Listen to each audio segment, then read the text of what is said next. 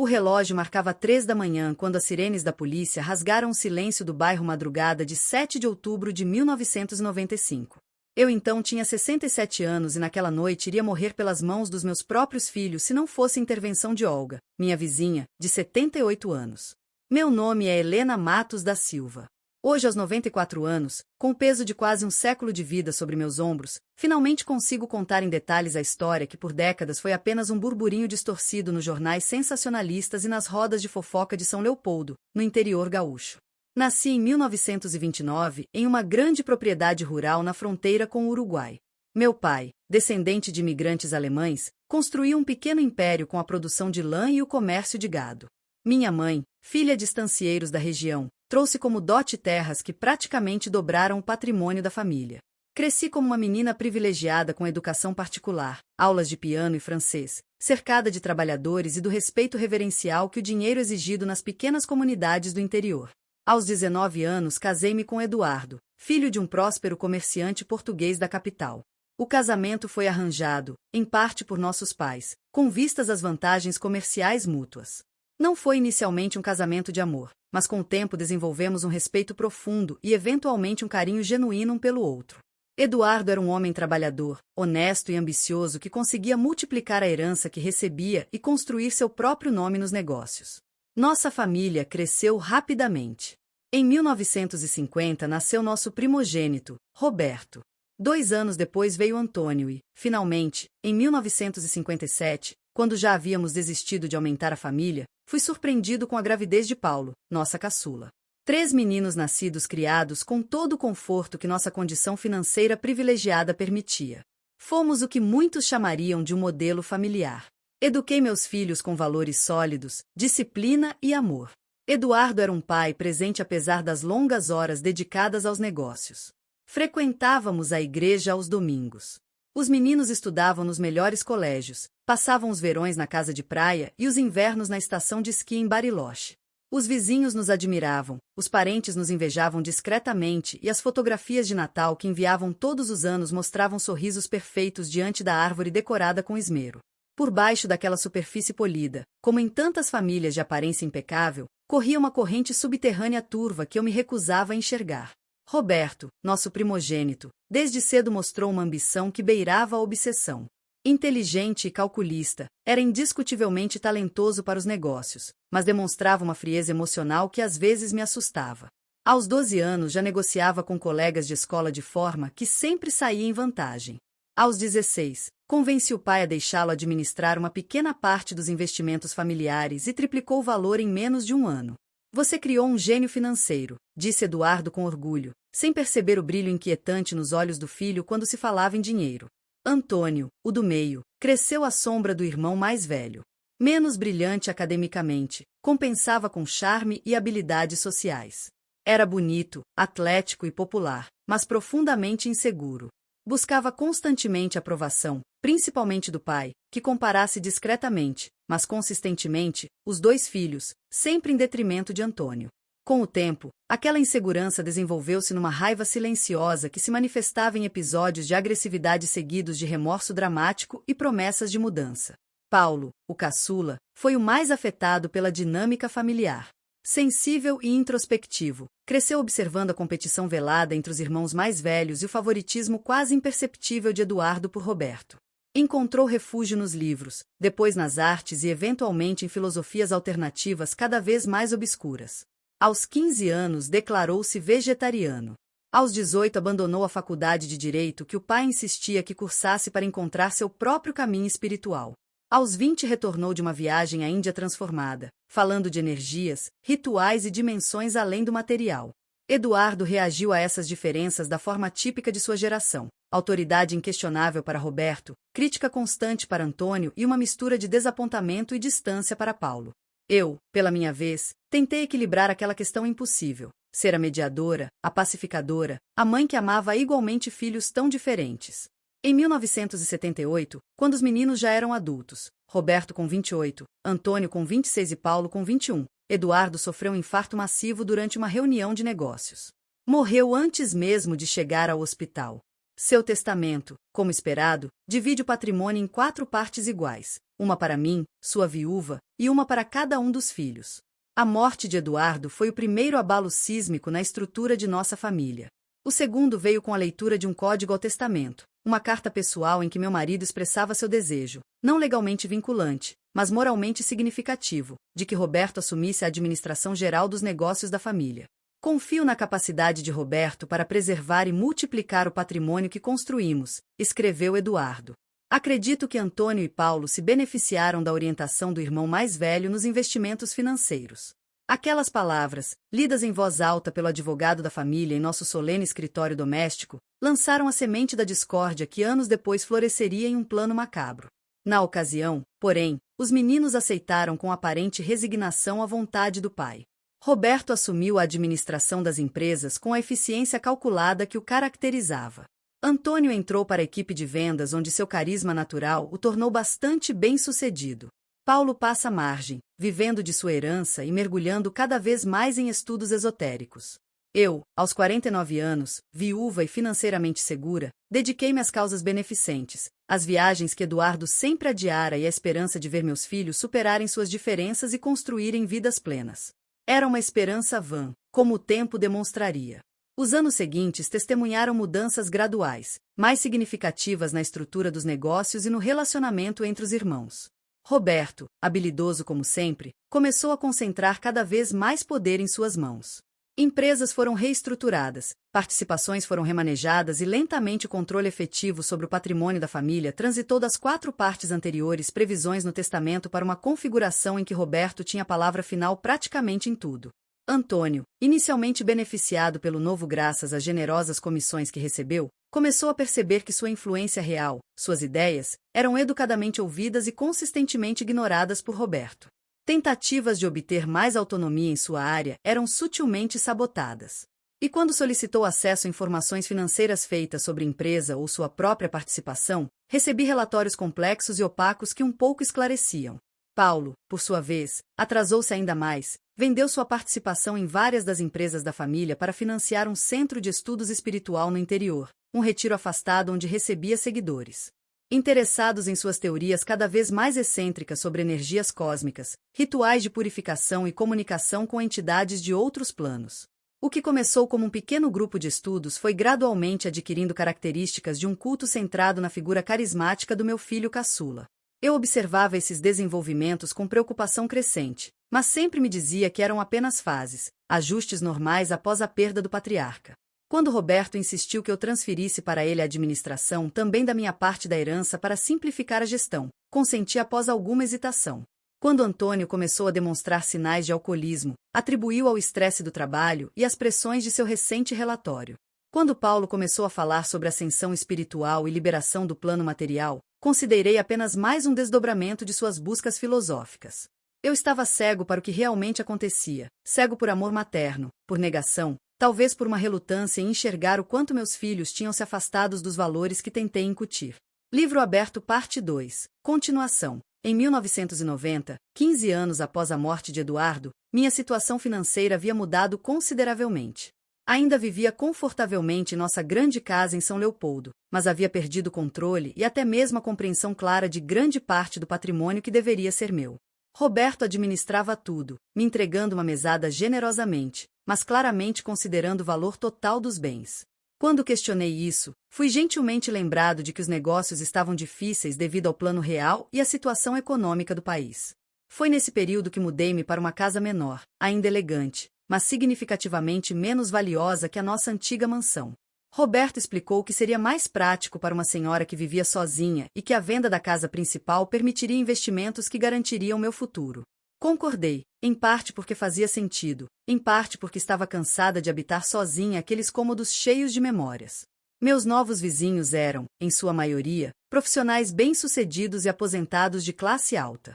Entre eles estava Olga Mendes, uma viúva como eu, ex-professora universitária com doutorado em literatura comparada.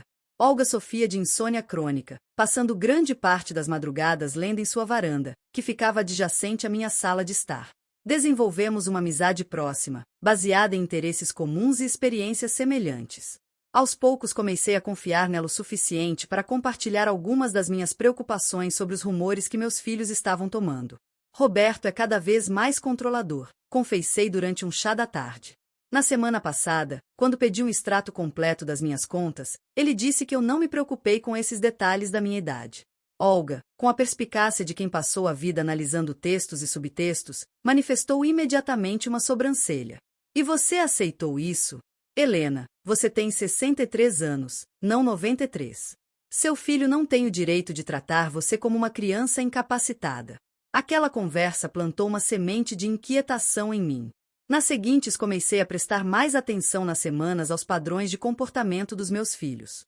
Roberto, que recentemente me visitou antes, começou a aparecer semanalmente, sempre com algum documento para eu comentar, mera formalidade, mãe, que eu, por confiança e comodidade, assinava sem ler detalhadamente. Antônio, agora alcoólatra e com dificuldades financeiras após seu segundo adiantamento, começou a solicitar empréstimos frequentes que Roberto administrava e deduzia da minha mesada. Às vezes, em que os dois irmãos se encontravam em minha presença, a tensão era palpável. Paulo, que eu via menos de uma vez por ano, surpreendentemente apareceu para uma visita em agosto de 1995. Estava visivelmente mais magro, com um brilho febril nos olhos, falando rapidamente sobre uma revolução espiritual iminente e como sua comunidade estava se preparando para transitar para o próximo nível de consciência. Durante aquela visita, Paulo fez algo incomum, pediu-me para visitar seu retiro espiritual. A mãe precisa conhecer meu trabalho, insistiu ele. Estamos entrando em um período decisivo e seria importante que a mãe estivesse presente para um ritual especial que estamos preparando. Na hora interpretei o convite como uma abertura, uma tentativa de reconexão por parte do filho que havia se distanciado tanto da família. Aceitei, prometendo visitar seu centro nas próximas semanas. A ocorrência de Roberto, quando mencionei o convite, foi surpreendentemente negativa. Mãe, por favor, não vá naquele lugar.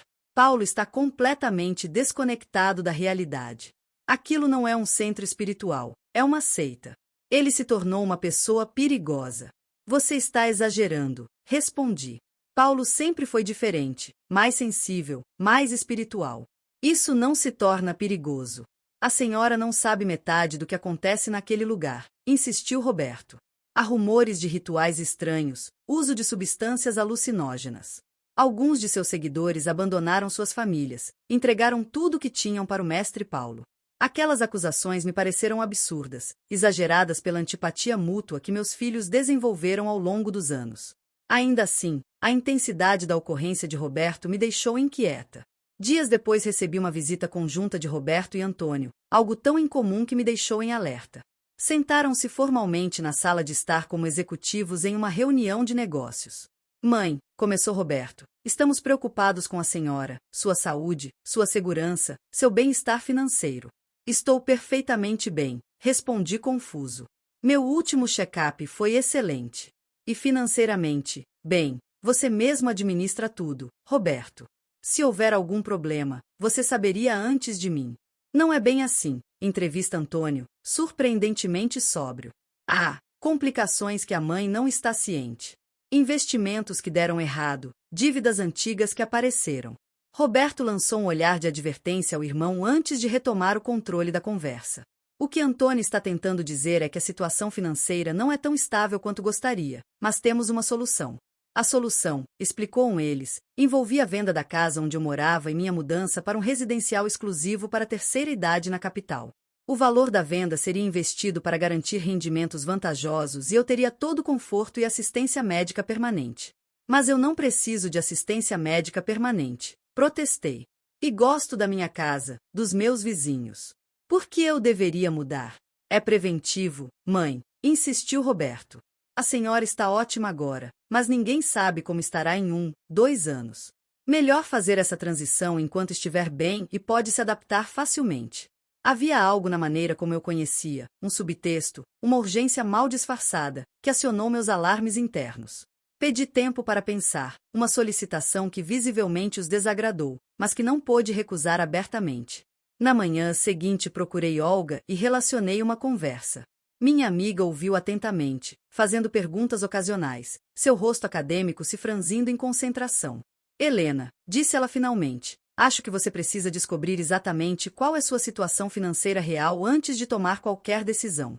Não através dos seus filhos, mas diretamente. Seguindo seu conselho, marquei uma visita ao banco onde mantínhamos contas há décadas. Lá descobri que meu nome havia sido removido como titular de diversas contas e investimentos, permanecendo apenas como beneficiária. Em caso de falecimento de Roberto, o gerente, visivelmente desconfortável, mostrou-me documentos com minha assinatura autorizando essas mudanças. Assinaturas que reconheci vagamente de papéis que foram contratados às pressas ao longo dos anos. Confrontei Roberto na mesma tarde, exigindo solicitação. Sua ocorrência inicial foi de surpresa, seguida rapidamente por uma calma controlada que agora reconheço como manipuladora. Mãe, foi tudo para proteger seu patrimônio. Questões tributárias, sucessórias. A senhora assinada porque confiava em mim e eu nunca trairia essa confiança. Tudo o que fiz foi para o bem da família. Bem da família ou seu próprio bem, Roberto?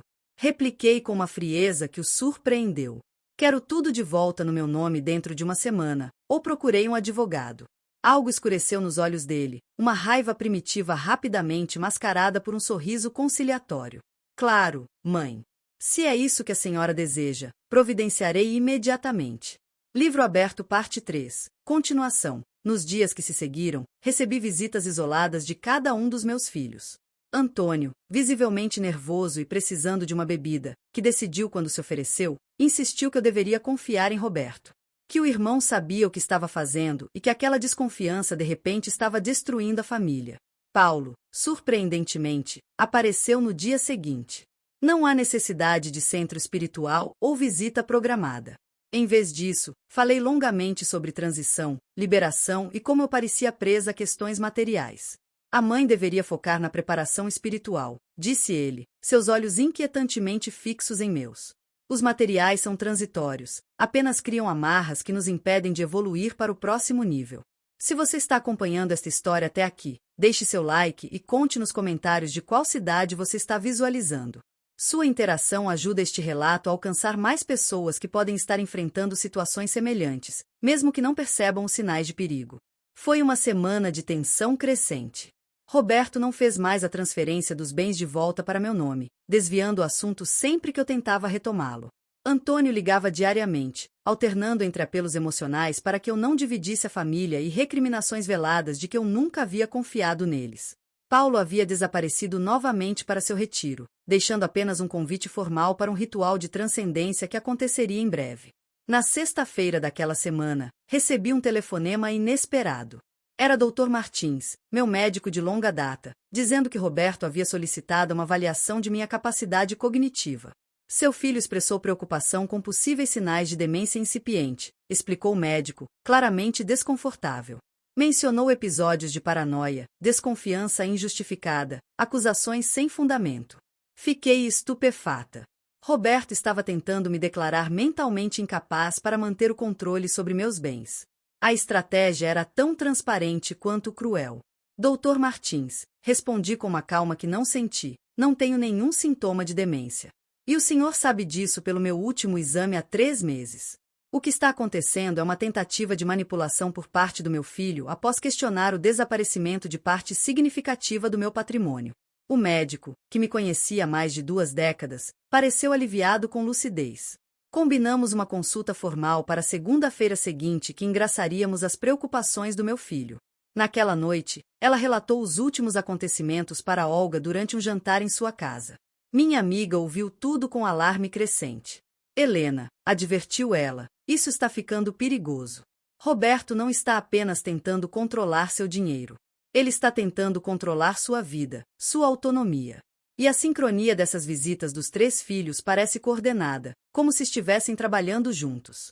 Eles mal se falam, argumentei, ainda relutante em acreditar no pior sobre meus próprios filhos. Roberto e Paulo não conseguem ficar na mesma sala por 10 minutos sem discutir, e Antônio está sempre tentando agradar os dois e brigando. Interesses compartilhados podem unir os mesmos adversários mais ferrenhos, comentamos Olga. Seus olhos de acadêmico analisando a situação com uma objetividade que me faltava. O que cada um deles tem a ganhar se você for declarado incapacitado? Ou pior, a pergunta parou entre nós, pesada e perturbadora. Não consegui responder. Não queria responder. No sábado, Roberto apareceu inesperadamente em minha casa com boas notícias. Havia resolvido tudo com o banco. Os documentos estavam sendo preparados. E para comemorar, os 3 irmãos haviam organizado um jantar especial para o dia seguinte, domingo, 7 de outubro, na minha casa mesmo. Será um recomeço para nossa família, explicou ele, com um entusiasmo que soava ensaiado. Paulo veio da comunidade especialmente para isso. Ele até sugeriu realizarmos um pequeno ritual de harmonização familiar. Algo simples. Apenas nós 4. A menção a um ritual fez meu estômago afundar. Lembre-me das palavras de Paulo sobre transição e libertação. Do interesse arrependido de Roberto em me transferir para um residencial seguro. Da insistência de Antônio de que eu confiasse cegamente. Parece maravilhoso, respondi, fingindo entusiasmo. A que horas vocês virão? Por volta das 8, disse Roberto, parecendo genuinamente aliviado. Nós traremos tudo. Comida, bebida, até mesmo um pequeno presente especial, para a ocasião. Assim que ele saiu, liguei para Olga. Quando terminei de relatar uma conversa, houve um longo silêncio na linha. Não vá a esse jantar, Helena, disse ela finalmente, sua voz grave. Ou melhor, não fique em casa amanhã à noite. Venha ficar comigo. Acha mesmo que meus próprios filhos planejam me fazer mal? Perguntei, a voz trêmula, com a possibilidade que eu vinha me recusando a considerar. Não sei ao certo o que planejam, respondeu ela cuidadosamente. Mas há muitos sinais preocupantes. E prefiro ser paranoico do que lamentar depois. Por favor, Helena, por precaução. Concordei em passar a noite na casa dela. Mas algo dentro de mim, eu preciso saber. Precisava confirmar que meus temores eram infundados. Que eu estava interpretando mal as ações dos meus filhos. Que não havia conspirado para me prejudicar. No domingo, preparei a casa como se realmente fosse receber meus filhos para jantar. Arrumei a mesa da sala de jantar com a melhor louça. Coloquei flores frescas no centro. Até mesmo preparei alguns petiscos. Por volta das 7 da noite, saímos discretamente pelos fundos. E entrei na casa de Olga pela porta lateral, que conectava nossos jardins. Do escritório de Olga, no 2º andar, tínhamos visão clara da entrada da minha casa. E parcial da sala, através das janelas. Às 8h15, um carro estacionou, e dele desceram meus 3 filhos. Roberto carregava uma pasta de documentos e uma garrafa do que parecia ser champanhe. Antônio tinha nas mãos o que reconheci como meu bolo favorito, de uma confeitaria tradicional da cidade. Paulo trazia uma pequena bolsa de couro, que eu nunca havia visto antes. Através da janela aberta, ouvimos uma campainha tocar repetidamente. Após alguns minutos sem resposta, Roberto usou sua própria chave para entrar. Os 3 desapareceram dentro de casa. Deveríamos ligar para a polícia agora, suspirou Olga. E dizer o quê? Que meus filhos entraram na minha casa com bolo e champanhe. Vamos observar um pouco mais. Pelo que pareceram horas, mas provavelmente foram cerca de 40 minutos. Não houve atividade visível. Então, luzes se acenderam na minha sala de estar, cuja janela era parcialmente visível do escritório de Olga. Vultos se movem lá dentro.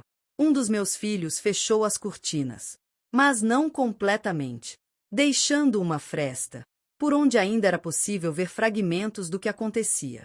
Foi então que Olga teve a ideia de usar seu equipamento de gravação. Como professora de literatura, ela frequentemente gravava leituras e análises de textos para seus alunos.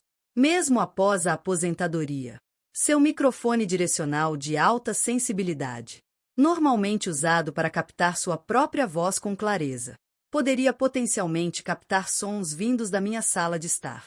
Dada a proximidade das casas e o silêncio da noite, o que ouvimos nos próximos 20 minutos me gelou o sangue e destruiu, para sempre, qualquer ilusão que eu ainda pudesse ter sobre a natureza dos meus filhos.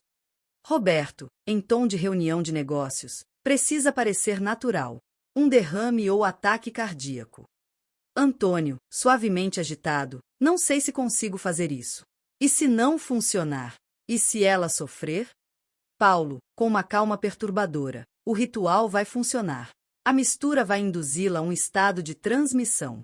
Não vai sentir dor, apenas uma liberação. Fragmentos de frases, que juntos formavam um mosaico terrível. Meus 3 filhos, tão diferentes em personalidade e visão de mundo, haviam encontrado um terreno comum, a decisão de acabar com minha vida. Roberto, pelo controle financeiro. Antônio, provavelmente pela promessa de liberação de dívidas. Paulo, pela distorcida verdade de que estava me oferecendo algum tipo de liberação espiritual. Olga não hesitou, com mãos trêmulas, mas determinada.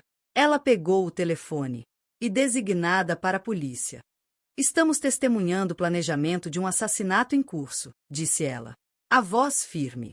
Rua das Palmeiras 883. 3 homens estão preparando o que parece ser um envenenamento, disfarçado de ritual. A vítima seria a dona da casa, que, por sorte, está aqui comigo. Os minutos que se seguiram foram surreais.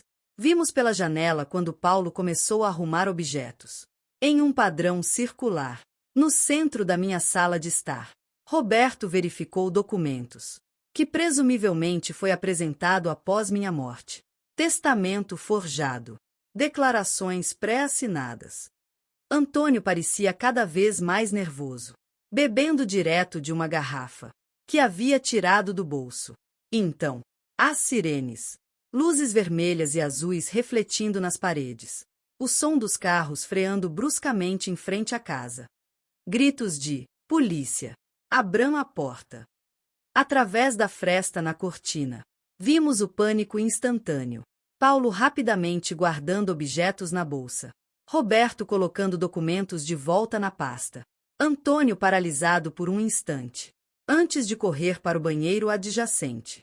Quando a polícia arrombou a porta, algo que descobriu depois ter sido autorizado emergencialmente pelo delegado de plantão, dado o risco iminente à vida.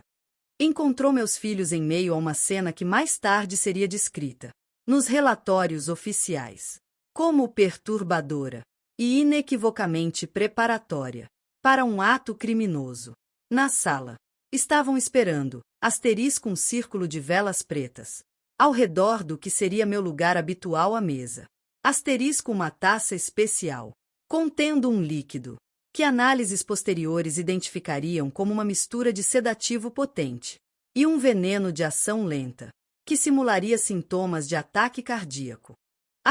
Um caderno com anotações de Paulo sobre o ritual de liberação. Documentos contratados com falsificações da minha assinatura, transferindo a totalidade dos meus bens para uma empresa controlada igualmente pelos 3 irmãos. E o mais arrepiante, um pequeno baú, contendo itens pessoais meus. Mecha de cabelo, fotos antigas, até mesmo uma escova de dentes usada, que foram usadas no tal ritual. Olga e eu descemos até minha casa, só quando o delegado nos chamou. O dos meus filhos, quando me viram entrar viva na sala, escoltada por policiais, continha emoções tão complexas e contraditórias, que ainda hoje, quase 3 décadas depois, não consigo decifrá-las. Surpresa, certamente. Raiva, em alguns casos, mas também, perturbadoramente, algo próximo ao incidente. Em Paulo, como se minha presença, de alguma forma, o libertasse de concluir o ato terrível, que aconteceu planejado. Mãe, foi Roberto quem corta o silêncio. Sua voz, uma mistura de incredulidade e planejamento, como se sua mente já estava formulando explicações, desculpas, uma versão alternativa dos fatos, que pudesse nos tirar aquela situação impossível. Não diga nada, entrevista o delegado. Um homem de meia idade, com olhos cansados, que tinha visto demasiadas tragédias familiares. Os senhores têm o direito de permanecerem calados. Qualquer coisa que disserem poderá ser usada contra vocês. O que se incomodava foi como um pesadelo em câmera lenta. Meus 3 filhos estão sendo algemados. E prorrogações para fora da casa, cada um em uma viatura policial diferente. Os oficiais coletando cuidadosamente as evidências, o líquido na taça, Os documentos falsificados. O estranho aparato ritual. Perguntas intermináveis do delegado. Depois de um investigador, a senhora suspeitava que seus filhos planejavam algo assim? Quando foi a última vez que viu o comportamento suspeito? Havia discussões recentes sobre dinheiro, heranças, propriedades? Seu filho caçula já havia demonstrado comportamento ritualístico antes? Respondi mecanicamente, como se falasse sobre personagens de um livro, não sobre os meninos que eu havia embalado em meus braços, para quem havia cantado canções de ninar, com quem havia sonhado futuros. Em algum momento, Olga me trouxe um chá quente e colocou um cobertor sobre meus ombros. Eu tremia incontrolavelmente, apesar do calor da noite. Já passando das 3 da manhã, quando os policiais finalmente terminaram o trabalho preliminar na cena, o delegado mudou-se de mim, com uma expressão que mesclava preocupação profissional e preocupação puramente humana. Dona Helena, a senhora não pode ficar aqui esta noite. Essa casa agora é uma cena de crime. Ela ficará comigo, entrevista Olga. Com firmeza. Já estava na minha casa quando tudo aconteceu. Tenho um quarto de hóspedes preparado. O delegado assentiu. Mas antes de nos libertarem, fez uma última pergunta, quase em tom de desculpa, em mais de 20 anos de carreira. Nunca vi filhos propostos algo assim. Contra a própria mãe. A senhora tem alguma ideia de por que eles fariam isso? Olhei para a sala, que horas antes havia arrumado para receber minha família. A louça fina, agora ensacada como evidência. As flores murchando no calor intensificado por tantas pessoas e luzes. Os objetos macabros comprados em um círculo, onde deveria haver apenas uma refeição compartilhada. Dinheiro, respondi, simplesmente. Controle. E no caso de Paulo, alguma coincidência doentia. Do que significa liberação, mas no fundo, delegado. Acho que nem eles mesmos sabem completamente. O mal raramente se licencia como tal. Livro aberto, parte 5, última parte. As semanas seguintes foram um borrão de procedimentos legais, manchetes sensacionalistas e uma profunda reestruturação da minha vida. Os 3 foram presos em prisão preventiva, enquanto as acusações formais foram preparadas. Tentativa de homicídio qualificado por motivo torpe, associação criminosa, falsificação de documentos, estelionato. O caso atraiu atenção nacional. Ritual macabro. Filhos planejam assassinato da mãe por herança. Estampava-se na manchete do maior jornal do estado. Os repórteres acamparam em frente à casa de Olga, onde eu permaneci refugiada. Vizinhos que mal me cumprimentavam antes, agora me abordavam com uma mistura de mórbida curiosidade e pena mal disfarçada. A investigação revelou a extensão da conspiração.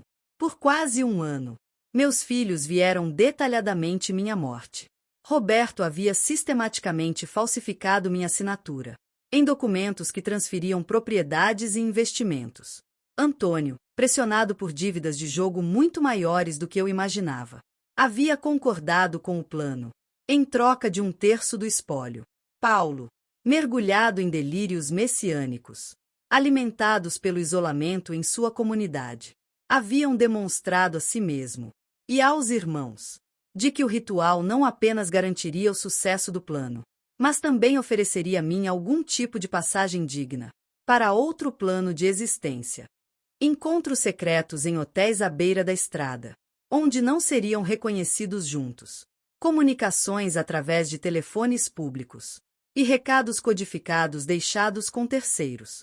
Estudos sobre substâncias que simulariam morte natural. Tudo meticulosamente documentado nas anotações que Paulo havia ingenuamente preservado e que agora serviram como evidência irrefutável de premeditação. O julgamento ocorreu quase um ano após a prisão. Senti-me na primeira fileira do tribunal, Olga firmemente ao meu lado, e observei meus 3 filhos entrarem. Escoltados por oficiais de justiça, pareciam menores. De alguma forma, como se as roupas que vestiam, ternos formais sugeridos por seus advogados, eram emprestadas de homens maiores. Roberto mantinha a postura gueira e o olhar calculista de sempre. mas havia um tremor quase imperceptível em suas mãos algemadas. Antônio parecia ter envelhecido uma década em poucos meses. O rosto marcado pelos sinais de abstinência forçada do álcool e pelo peso da realidade que agora enfrentava. Paulo estava irreconhecível. O cabelo longo cortado rente aos crânios, conforme as regras do presídio. O olhar antes de fevereiro. Agora vazio, distante, como se sua mente estava em outra dimensão. Talvez naquele plano alternativo, sobre o que tanto conversamos. O julgamento durou 2 semanas. Evidências foram apresentadas. Testemunhas ouvidas. Funcionários do banco. Ex-membros da comunidade de Paulo. Bartenders. Todos relatando conversas estranhas. Encontros secretos. Eu mesmo testemunhei durante um dia inteiro, respondendo perguntas dolorosas do promotor e enfrentando estratégias alternativas da defesa, de retratar-me como uma idosa confusa, manipulada por uma vizinha intrometida. Senhora Silva? Perguntou-me o advogado de Roberto. A senhora realmente acredita que seu filho, um homem de negócios respeitado, arriscaria tudo para matá-la, apenas alguns anos antes de naturalmente herdar sua parte no patrimônio familiar? Sim, respondi simplesmente. Roberto nunca teve paciência. Sempre quis tudo imediatamente. Desde criança. O veredito foi unânime, acusados de todas as acusações. Asterisco Roberto e Antônio, 18 anos de prisão. Asterisco Paulo, 15 anos. Devido a relatórios psiquiátricos, que atestaram sua percepção distorcida da realidade, embora não ao ponto de inimputabilidade. Quando o juiz proferiu a sentença, olhei para cada um deles, buscando algum sinal de vingança, de compreensão da gravidade do que foi planejado, de qualquer centelha dos filhos que eu pensei conhecer. Asterisco Roberto manteve o olhar fixo à frente, como um general derrotado, que ainda preserva sua dignidade. Asterisco Antônio chorava silenciosamente, os ombros caídos na derrota completa. Asterisco Paulo olhou diretamente para mim, pela primeira vez, e murmurou algo que pareceu ser perdão. Embora seus olhos ainda contivessem aquela profunda descoberta, de quem acredita estar certo, apesar de todas as evidências em contrário. Se você está acompanhando esta história até aqui, deixe seu like e conte nos comentários de qual cidade você está visualizando. Sua interação ajuda este relato a alcançar mais pessoas, que podem estar enfrentando situações semelhantes, mesmo que não percebam os sinais de perigo. Os anos que se seguiram foram de profunda ligação, financeira, emocional, espiritual. Com a ajuda de novos advogados, recuperava gradualmente o controle sobre meu patrimônio, embora parte significativa já estivesse irremediavelmente perdida, através de transações fraudulentas, difíceis de reverter. Mudei-me definitivamente para o apartamento de Olga, que gentilmente insistiu em compartilhar seu espaço comigo.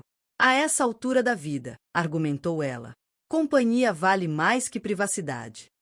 Nossa amizade evoluiu para algo mais profundo, uma parceria baseada em confiança absoluta, respeito mútuo e a compreensão única, que nasce de ter enfrentado juntas uma experiência tão extraordinária. Durante os primeiros 2 anos, não visitei nenhum dos meus filhos na prisão. As feridas estavam cruas demais, as memórias vividas demais. Recebendo cartas, principalmente de Antônio, algumas de Paulo, nenhuma de Roberto. Li todos, mas não respondi. Não sabia o que dizer ao filho que havia chorado em meu colo durante tempestades, e depois concordou em me envenenar. Não tinha palavras, para o menino sensível, que crescerá para acreditar que me libertar através da morte era um ato de amor distorcido. Foi apenas no 3º ano que finalmente aceitei visitar Antônio. Impulsionada, em parte, pelos relatos de que ele havia entrado em profunda depressão e tentativa de suicídio na prisão. Encontramo-nos na sala de visitas, separados por uma mesa de fórmica desgastada. Ele havia envelhecido décadas em poucos anos, os olhos encovados e sem brilho, as mãos tremendamente certeiras, mesmo na ausência do álcool. Mãe, disse ele, a voz quase irreconhecível de tão rouca e baixa. Não sei nem por onde começar. Nem eu, respondi honestamente. Talvez pelo início. O que aconteceu com vocês, Antônio? Em que momento meus filhos decidiram que eu valia mais morta do que viva? A conversa que agravou foi dolorosa, catártica e revelada. Antônio falou de dívidas astronômicas de jogo, que o tinha deixado à mercê de credores violentos. Falou de como Roberto havia oferecido uma solução que beneficiaria a todos, Antônio livre das dívidas. Roberto com controle total dos negócios. Paulo com financiamento garantido para seu centro espiritual. No começo era só sobre manipular documentos, fazer a senhora transferir algumas coisas, explicou ele, os olhos fixos na mesa. Depois virou essa ideia de declaração à senhora incapaz, e então, sua voz falhou. Paulo começou com aquela conversa de ritual de passagem indolor. Roberto calculou quanto custaria manter a senhora em uma clínica por anos indefinidos, versus uma alternativa. E eu estava desesperado demais para dizer não. Você poderia ter me procurado, disse eu, surpresa com a calma na minha própria voz. Poderia ter pedido ajuda diretamente. Eu teria feito qualquer coisa por você. Eu sei, soluçou ele. Mas a vergonha, o orgulho, preferi conspirar para matar minha própria mãe, do que admitir que havia arruinado minha vida com apostas. Saí aquele encontro com uma mistura de emoções contraditórias. Uma sombra de compaixão pelo filho quebrado diante de mim. Mas também a certeza de que algumas traições são grandes demais para permitir verdadeiro perdão. Meses depois, visitei Paulo. Nossa conversa foi significativamente diferente. Ele falou como alguém que habitava parcialmente outro mundo, alternando entre momentos de lucidez dolorosa e divagações sobre energias cósmicas e purificação espiritual. Eu realmente acreditei que estava ajudando a senhora, insistiu ele. Seus olhos agora medicados, mais calmos, mas ainda com aquele brilho perturbador. Vi a senhora presa às preocupações materiais, ao sofrimento físico que viria com a idade. Queria oferecer libertação.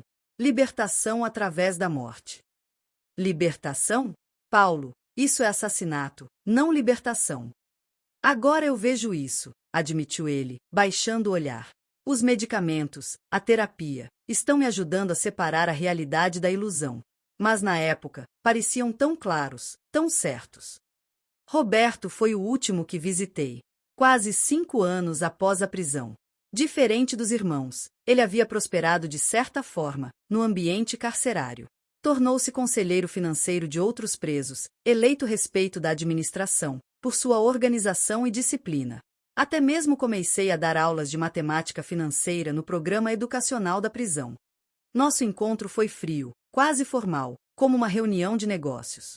Cometi um erro de cálculo, disse ele, como se discutisse uma transação comercial fracassada.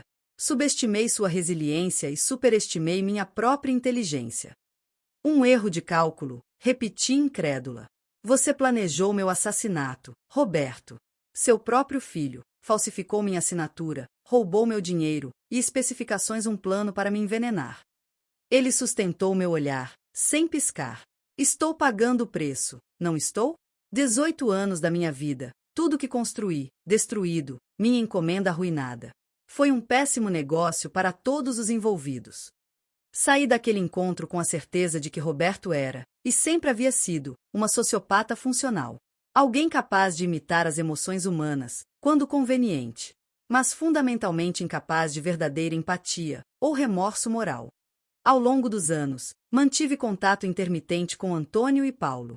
Cartas ocasionais, visitas raras, mas significativas. Ambos participaram de programas de reabilitação, terapia individual e em grupo. Ambos manifestaram sinceridade, de formas que, apesar de imperfeitas, sinceramente sinceras.